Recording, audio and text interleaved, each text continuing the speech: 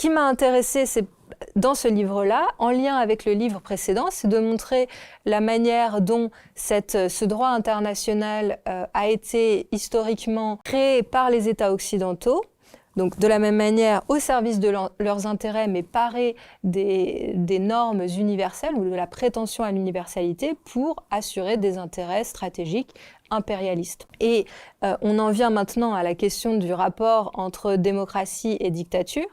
le rapport à la guerre. En fait, c'est dans le libéralisme qu'on a cette idée très très ancrée qu'il ne faut pas appliquer le droit international ou le droit tout court de la même manière en fonction du type de régime. La Charte des Nations Unies proclame la souveraineté, l'égale souveraineté de tous les États sans mentionner le type de régime. Mais la pratique qu'en ont fait les Occidentaux, fondée sur cette idée libérale qu'on retrouve chez Kant, qu'il doit y avoir des différences en fonction du type de régime sur l'application du droit, eh bien, c'est ce qui nous emmène aujourd'hui dans la situation dans laquelle nous sommes avec cette opposition entre le bloc occidental, qui serait le bloc démocratique, et le bloc non occidental, qui vient remettre en cause ce caractère profondément néocolonial et impérialiste du droit international. Si on s'intéresse à l'histoire des guerres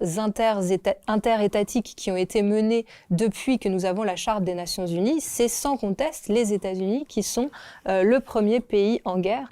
et c'est donc l'un des pays proclamés comme étant la démocratie. Et aujourd'hui, c'est bien les États-Unis qui proposent de substituer au droit international ce qu'il appelle l'ordre international fondé sur les règles, Rule-Based Order. Et aujourd'hui, au Quai d'Orsay, on ne parle plus de droit international, on parle d'ordre international fondé sur les règles. C'est-à-dire que cette substitution par les États-Unis de ce que nous avions dans la Charte des Nations Unies, c'est-à-dire de droit international fondé sur l'égale souveraineté, cette substitution qui a été proposée par les États-Unis sur le fondement de toutes ces théories de la paix libérale démocratique, etc., du régime change, eh bien aujourd'hui, en Union européenne, dans tous les États de l'Union européenne, ou presque, nous avons désormais cette doctrine qui est la nôtre. Et donc, inévitablement, on va devoir être confronté à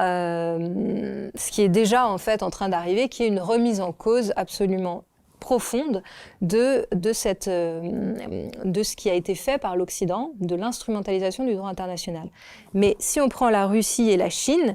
on peut dire que, en tout cas, les principes qu'elles proclament sont ceux de la Charte des Nations Unies, plutôt que le Rule-Based Order.